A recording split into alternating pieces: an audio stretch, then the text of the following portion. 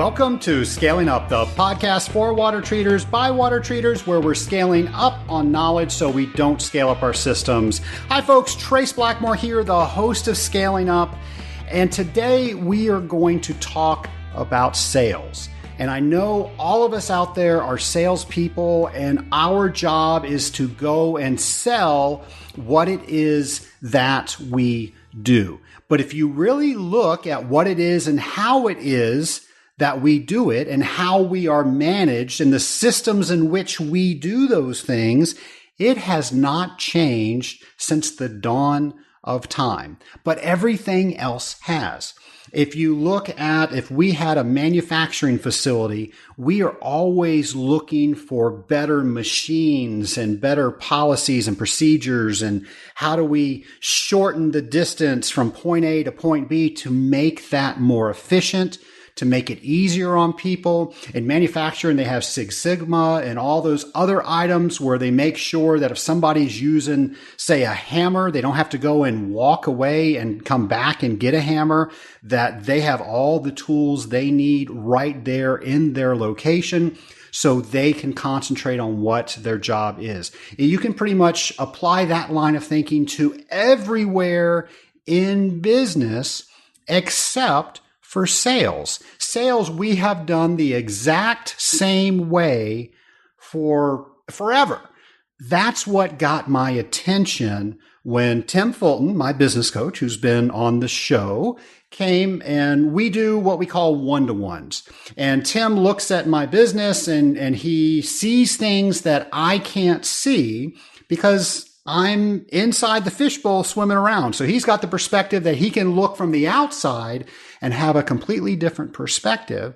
And we were talking about how we do sales. And he said that he not only read this book, he's actually worked with Justin Roff-Marsh, who's the author of the book I'm getting ready to tell you about.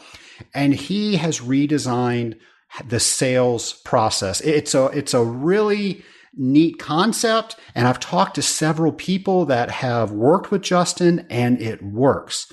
So the book is called The Machine, a radical approach to the design of the sales function. And really think about it. When was the last time you thought about how you did sales? Now, I'm not talking about techniques and things like that. I'm talking about how it's managed and who does what job. And are those really the right ways of doing that? Well, his book is really in two parts, and you all know that I really enjoy books that give me something to do and give me something to work on after I read them, and that's what his book does. So part one kind of proves this case. This is what's going on with sales, and this is what has to happen because it's always happened. And then part two tells you how to break it apart and rebuild it. So I have had the opportunity to reach out to Justin, and he came on the show to interview about the book and specifically talk about some of the things that we just take for granted in sales and what we can do a little bit better. So I hope that you enjoy my interview with Justin Roff-Marsh. My lab partner today is Justin Roff-Marsh. And Justin, I got to tell you, I just finished reading your book, The Machine, and I am just amazed at how you took a totally different approach to how companies sell. I'm really excited about talking to you about that. But first off, how are you doing today?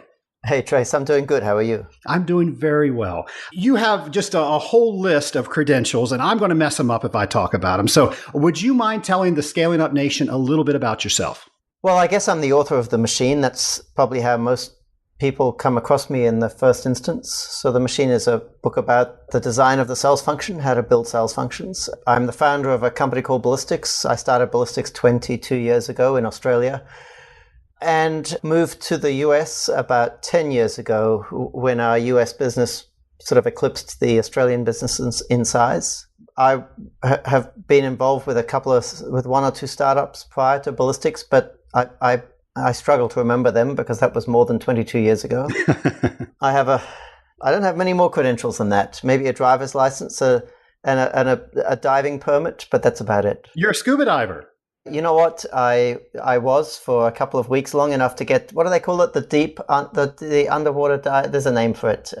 There's an open water certification. There's a deep. Yeah, open water certification. All But right. to be honest, it's not my favorite sport. I think the hassle to enjoyment ratio is out of whack. My primary sports are tennis and gymnastics currently. Well, fair enough.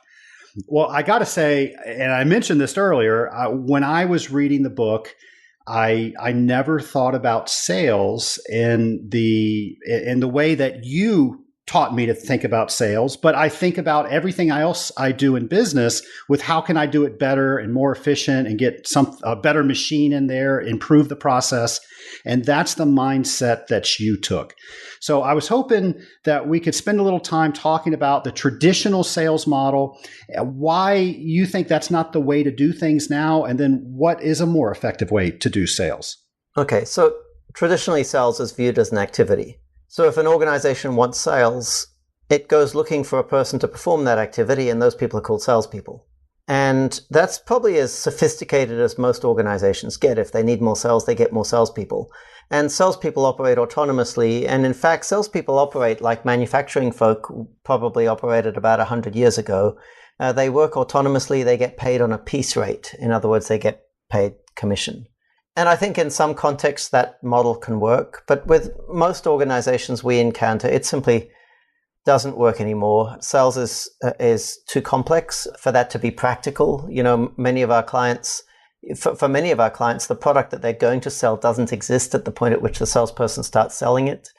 And I think the other big thing to understand is that what we bring to the discussion is really division of labor. Our whole approach is based around applying division of labor to the sales function, which means splitting it into a group of activities and allocating activities to folks who are best qualified to perform them. And the end result of that is that if we build a sales environment, salespeople do nothing but sell. So to be more concrete, if we're talking about an inside salesperson, they would have 20 plus meaningful conversations a day and do nothing else, no prospecting and no customer service tasks, no proposals, no order entry, nothing, just selling. Well, in the water treatment industry, it's the norm that there's one salesperson that handles an account, and they're responsible for making the phone calls, for going out there and finding the prospects, writing the proposal, doing every single aspect. So for a industry that's so deeply entrenched with that's the way we do things, why should we change? How should we change?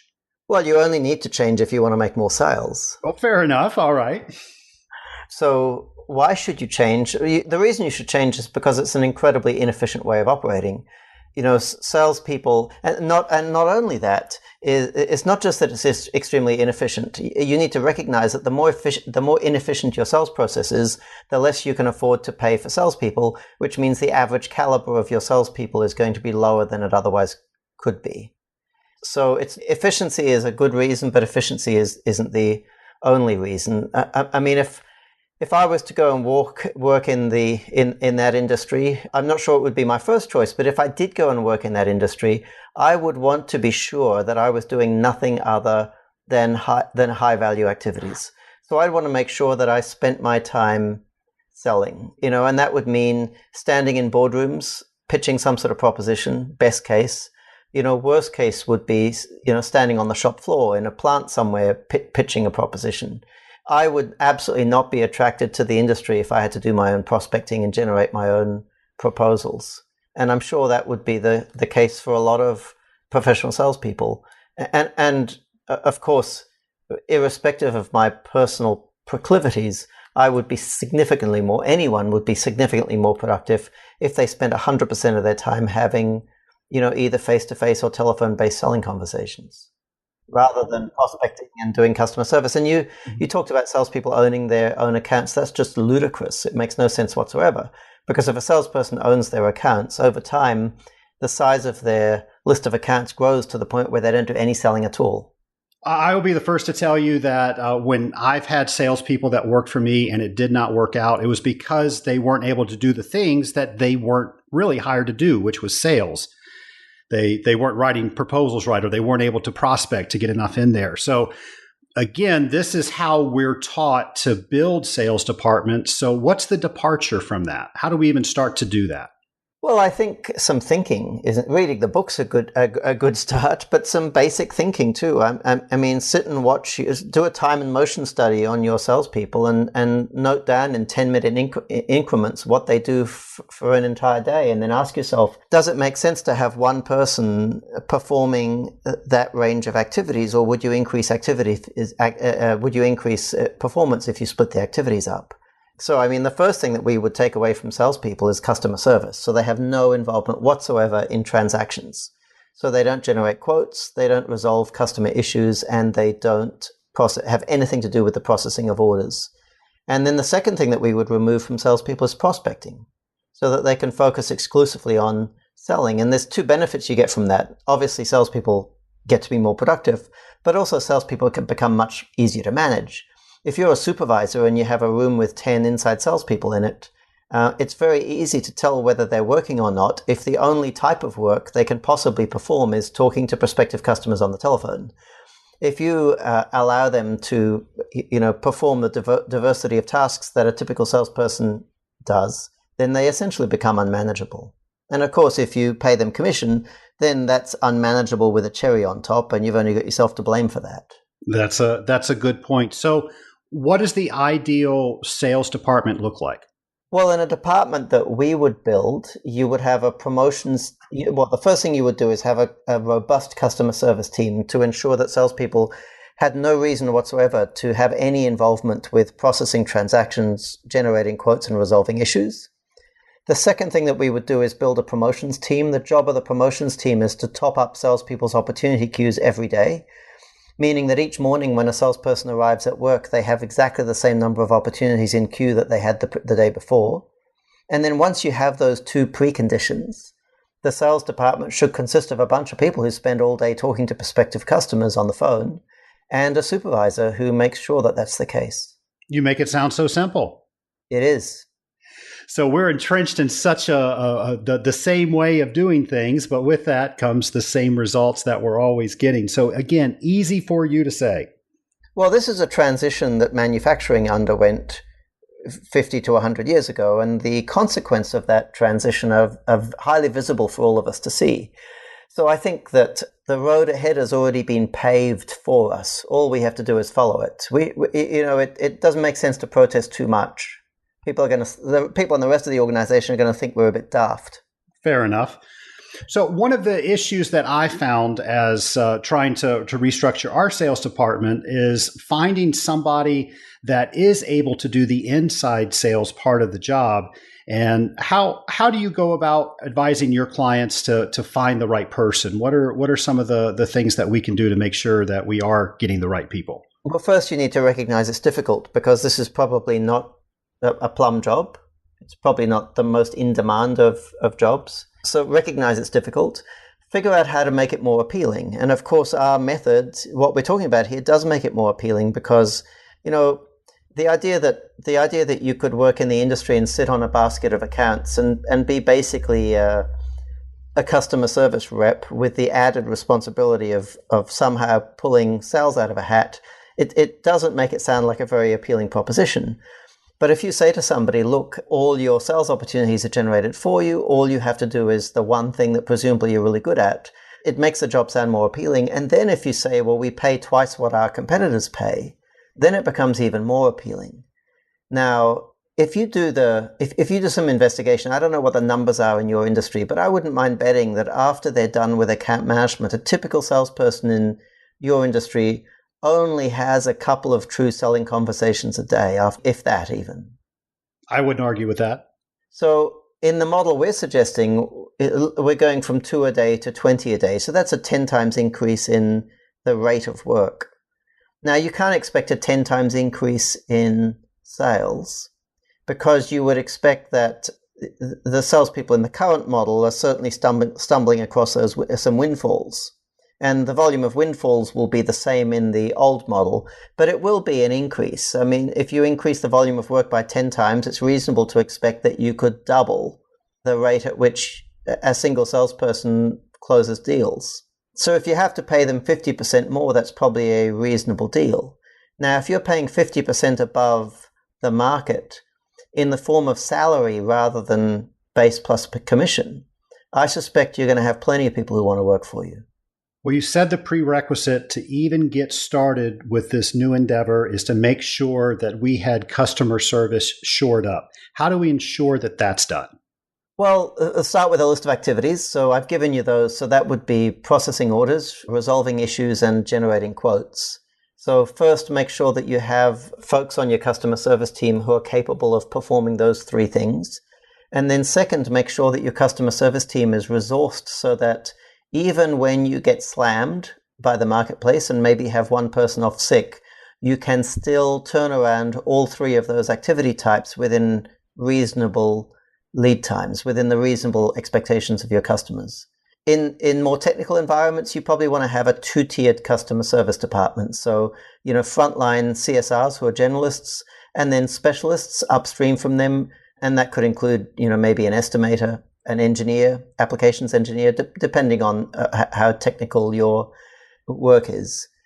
So the idea is all of the organization's inbound traffic goes to the customer service team. The customer service team triages it, does all the simple stuff themselves, creates tickets for everything, and pushes any complex tasks to a tier 2 specialist. So all of that stuff is removed from salespeople. And hence they're more productive because they're only doing their productive activities. Yeah. So with a small company like mine, we may not be able to fill all of the different seats. Is it possible for one person to do multiple seats? I don't think that would be the case. I think you probably would be able to fill the seats unless there's only 3 people in the company. How many in the company? Well, so mine, we have 6. Yeah. So I'm not sure how many people you would need in customer service. I'm assuming if with 6 people, you're obviously not manufacturing. It's a buy-sell business. Correct. Water treatment industry is normally is more sales. Sometimes there's some production of some water treatment chemicals programs. So I would expect maybe you've got one person in logistics, distribution, and maybe one person in accounts, and a couple of customer service reps and a few salespeople. It would be a stretch. You could probably outsource some roles, but you need to be very careful about getting people to share roles. I mean, our rule of thumb is only allow people to share roles if one of them is critical, one of them is optional, and if the person you're giving the roles to dislikes the one that's optional. And a perfect example of this idea at work is a bar.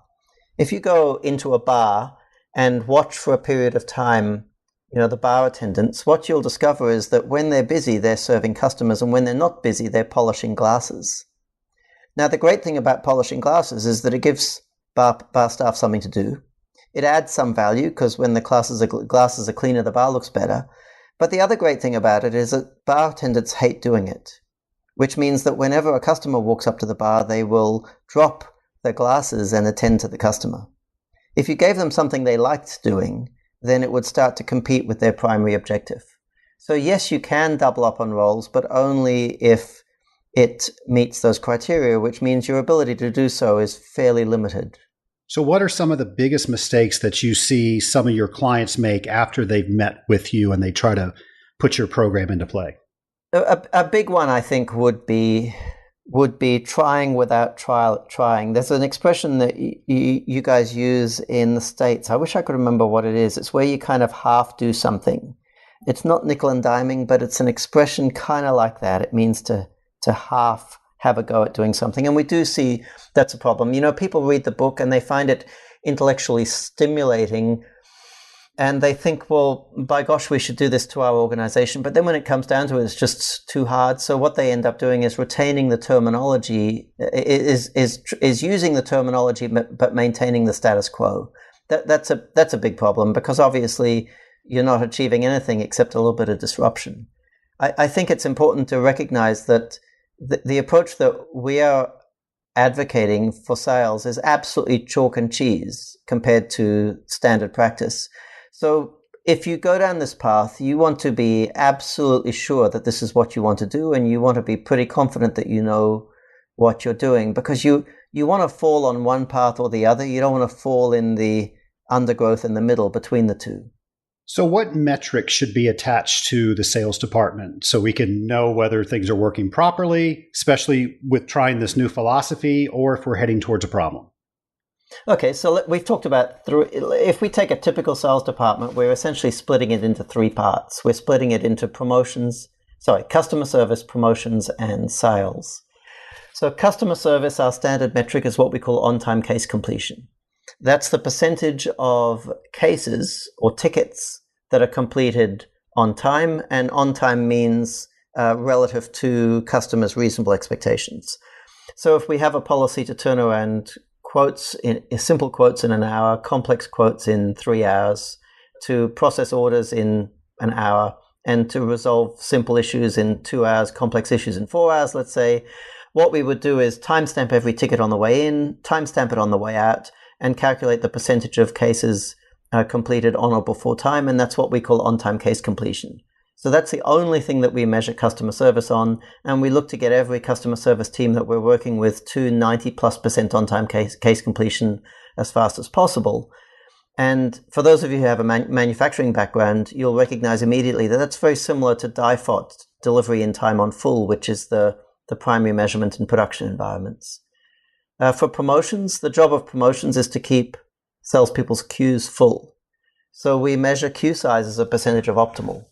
So, an inside salesperson, and we're talking primarily about inside here rather than outside.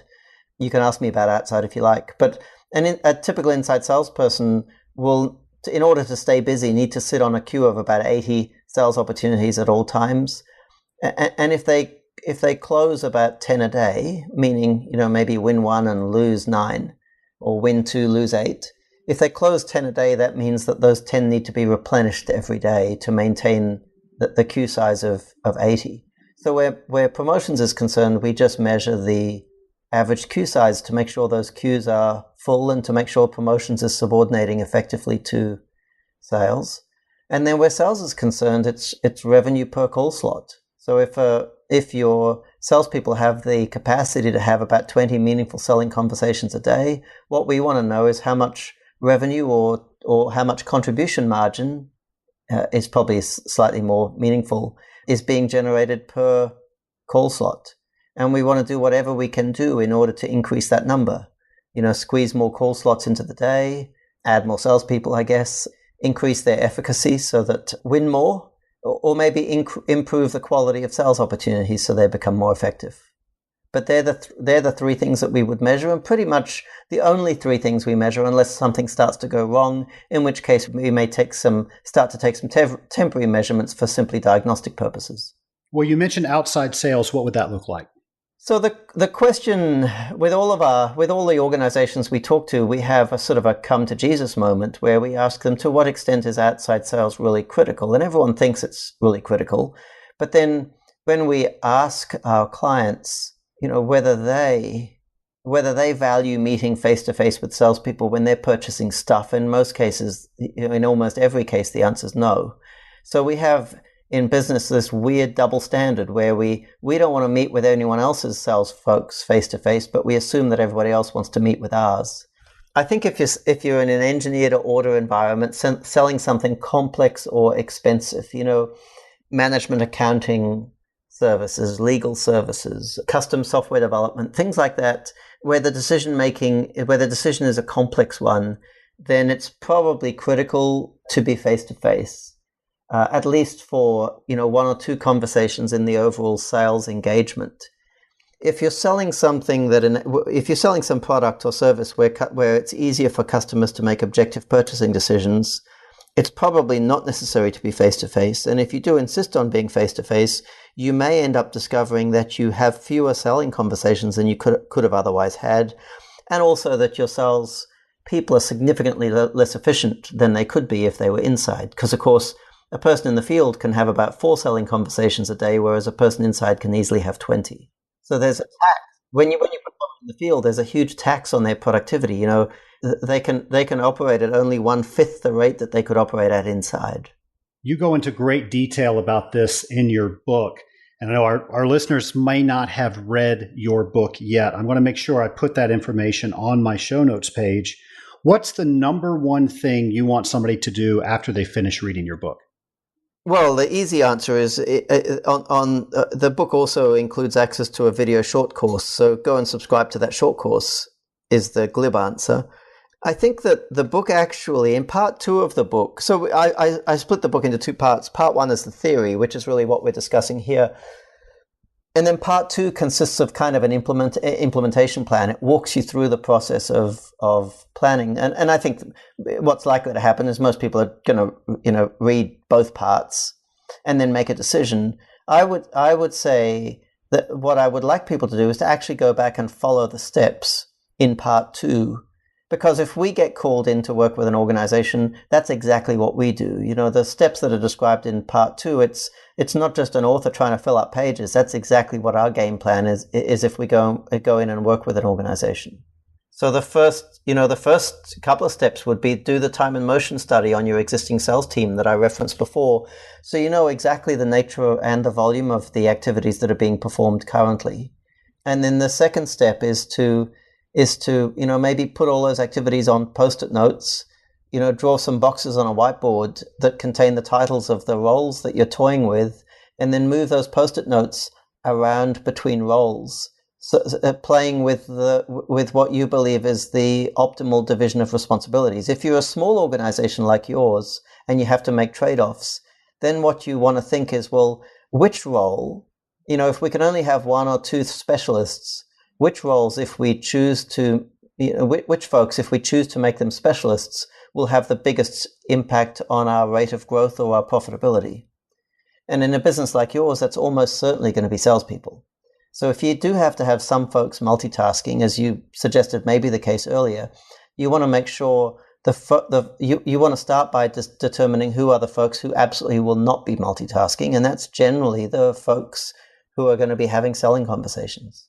Well, Justin, earlier you mentioned that the way the sales department was compensated wasn't the best way either. So what should that look like? Okay, so this will generate some hate mail.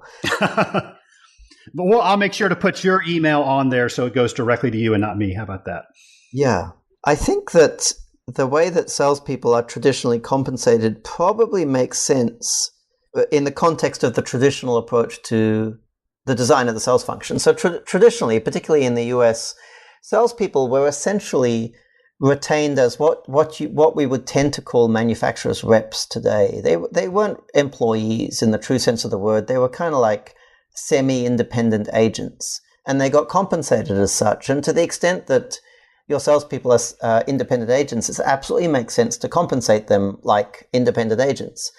But the problem that we find with most organizations is it no longer makes sense for salespeople to be independent agents. So we've tried to turn them into employees, but they're still only kind of half employees.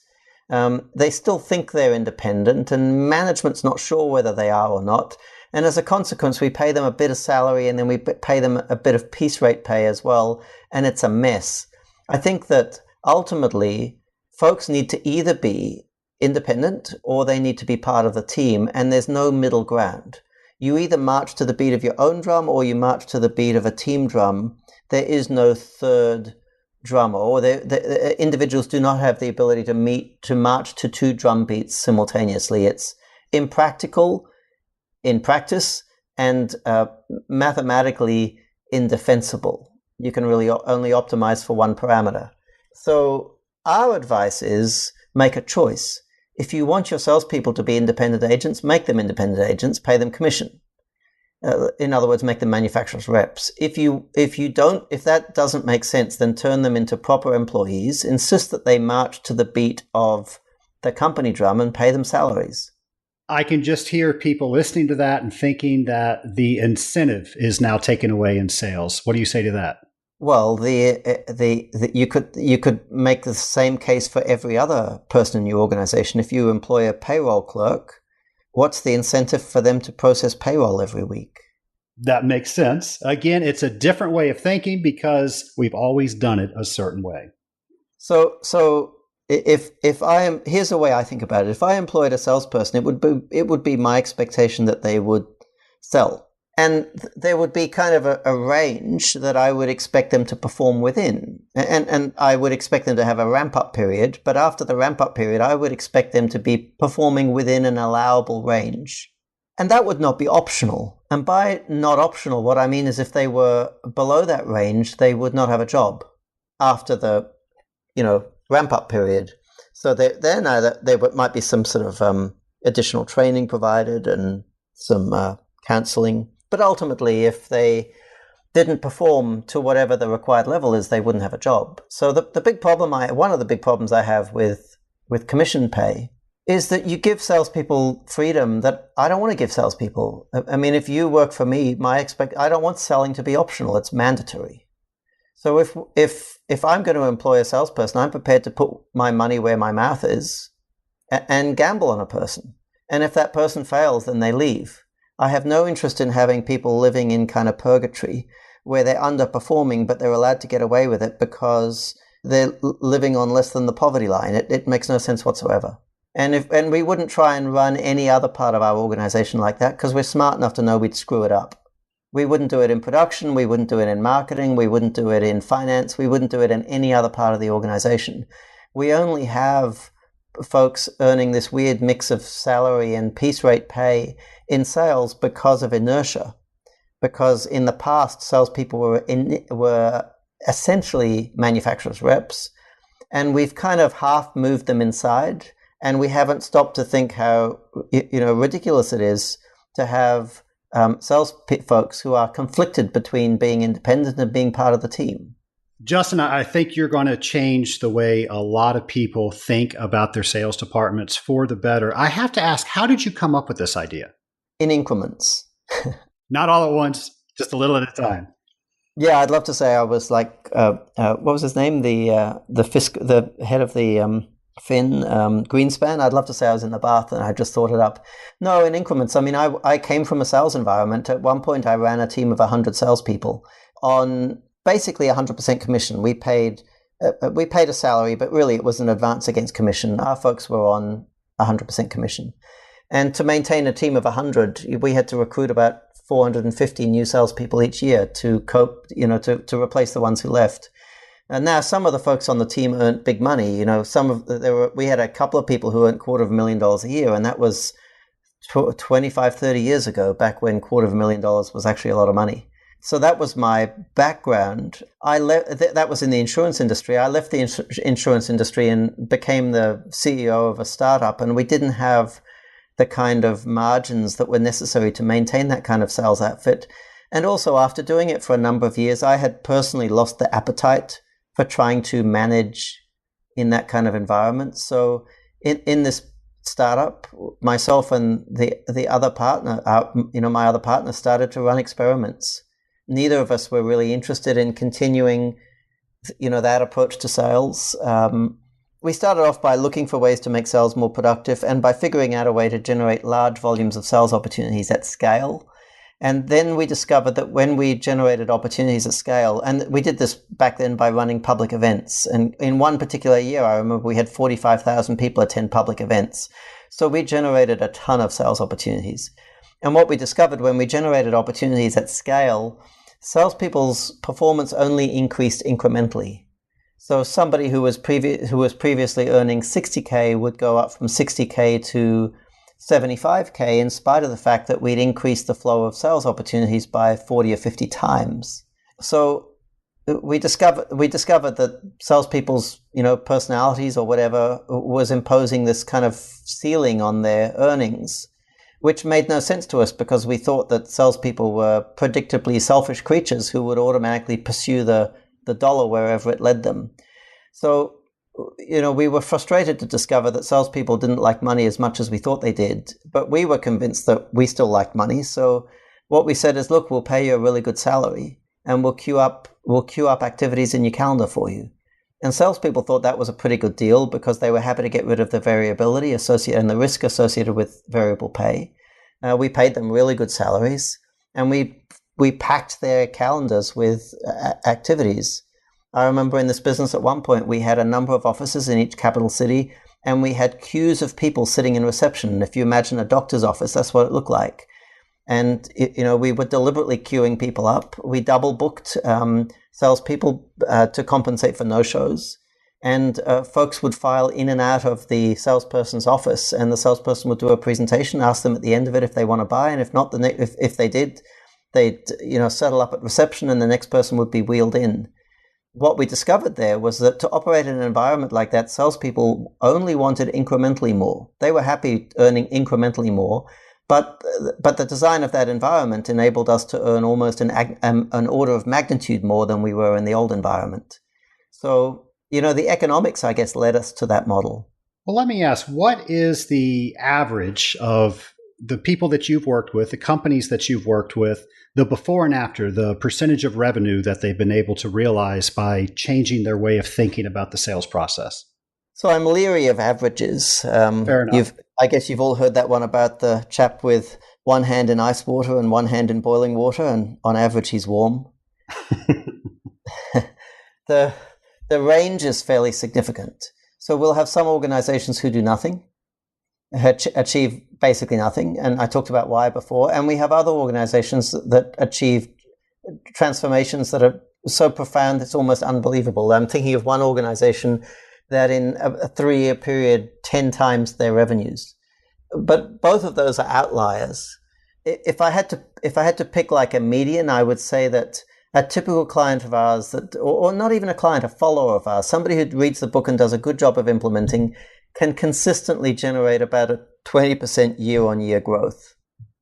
Now that doesn't sound exciting, but it's important to remember that most of the organizations we work with are larger. So if you're talking about a $20 million business generating 20% year-on-year growth, that's significant to the business, but also there are operational reasons why it's impractical to grow faster than that.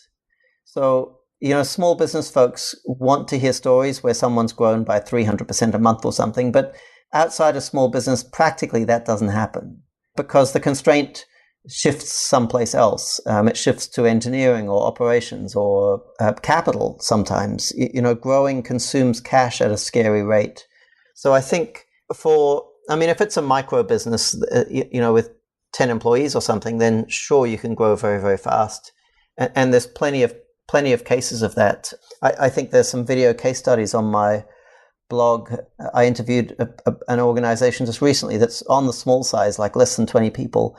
And I think that they have grown at 30% a year for 3 consecutive years, which has resulted in them doubling the size of the business. I think maybe more than that. But I would say a realistic expectation, considering that you're going to have to scale the rest of the organization at the same time, manufacturing, production, engineering, whatever the case is a 20% year-on-year growth. Well, I will say that when I was reading the book, a lot of the questions that I had about why things weren't working, you did a great job of explaining why, and then also in part 2, how to fix that. I want to recommend to everybody in the Scaling Up Nation that you do pick up a copy of Justin's book. I'll make sure to have that on my notes page. Justin, do you mind answering a couple of lightning round questions for us? Happy to. All right. So what are the last 3 books that you've read? So I looked them up on Amazon.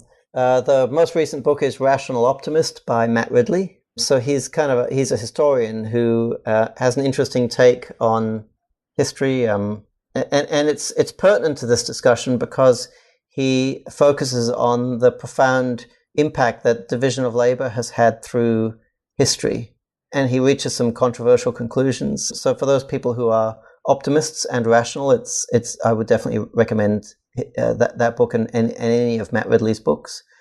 Prior to that, I read The Buy-Side, which is a Wolf of Wall Street style romp through stockbroking, I guess, written by a chap called Tony Duff, who was a buy-side trader who lived a wild lifestyle. I probably wouldn't like to read this book normally, but it is just incredibly well written. The Tony Duff is just an amazing writer. I think the story was interesting and fun and a little bit salacious, but it's worth reading just because the guy's a crazy good writer. And prior to that, I read American Kingpin, which is Nick Bolton's account of the Ross Ulbricht story, the founder of Silk Road. So they're the last 3. Excellent. So last question, if you could talk to anybody throughout history, who would it be and why? This one stumped me. I'm not sure. I would I would love to talk to what's his name, the chap who worked on the project to decipher the German code machines, the Enigma, Alan Turing. But I don't think I would have the intellect to have a meaningful conversation with Alan Turing. So I'd probably settle for Winston Churchill. Oh, Winston Churchill certainly isn't settling. That would be an incredible conversation. So I think that's a great answer. Didn't have the same intellect as Alan Turing. I mean, Alan Turing was just a freak of Einsteinian proportions, but nobody would say that Winston Churchill wasn't smart. He certainly was an incredible leader. So if I was to have dinner with someone dead, that would be a fascinating dinner conversation. Excellent. Well, this has been a great treat for me to have you on the show. I can't tell you how much you sparked in ideas and things that I need to correct in my company. And it was because you took the time to write the book. I want to thank you for that. And I want to encourage everybody in the Scaling Up Nation to read the book, because I think you're going to find some things that you can do a lot better too. Any last words you want to give to the Scaling Up Nation? No, it's been a pleasure to be interviewed. I love getting the word out, and I hope folks will go out and read the book. I mean, it may not be the right thing at the right time for your organization, but it's going to make you think about sales, and it may even add some insights to the design of the organization as a whole. It's something I like to think about a lot, and I think there's value there for folks. Well, thanks again for coming on the show. You're welcome, Trace. How interesting is that? I mean, I never thought that there was any other way to set up a sales department than how we traditionally do it. And if you want more sales, you just simply hire more salespeople. But he says, no, there's a better way to do that. There's a better mousetrap out there.